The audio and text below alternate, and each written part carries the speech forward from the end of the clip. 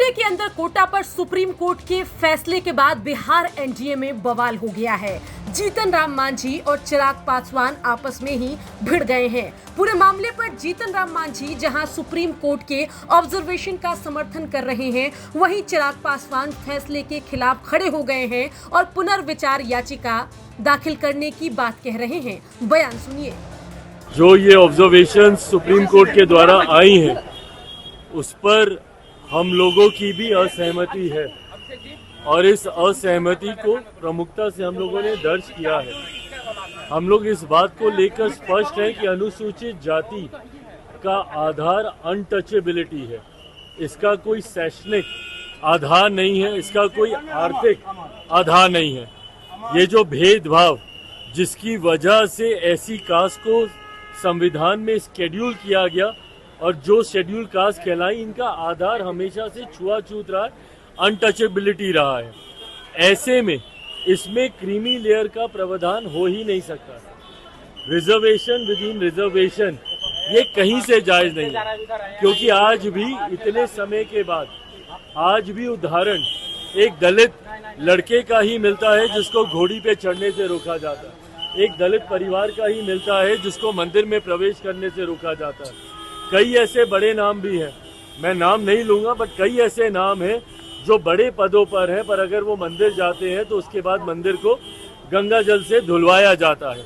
तो आज भी भेदभाव छुआछूत के आधार पर हो रहा है।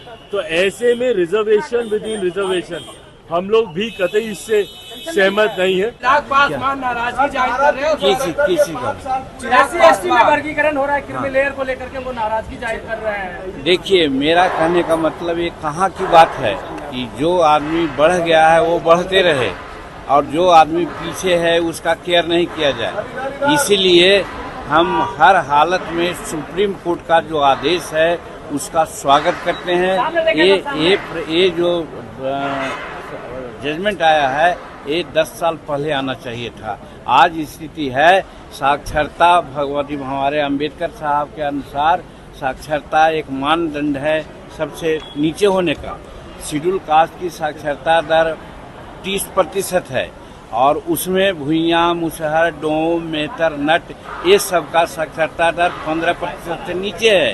तो जिसको 30% या ऊपर साक्षरता दर है उसको सुविधा मिलनी चाहिए, मैं नहीं कहता हूँ, लेकिन जिसकी साक्षरता दर 7% है, 8% है, उसको तो ज्यादा पुश करना ही चाहिए। वो स्वार्थी लोग वैसा कर रहे हैं। ये कहाँ बात है? भुइयां, मुसहर, डोम, मेहतर जो हमारे शेड्यूल कास्ट के हैं, केगो IAS, केगो IPS अफसर हैं, केगो इंजीनियर चीफ हैं, केगो चीफ इंजीनियर हैं, और जो आज क्षोभ व्यक्त कर रहे हैं 4 जातियां, उनका सब है। इसका मतलब शेड्यूल कास्ट का हक वही लेते रहे। 76 वर्ष तो लिया उन लोगों ने।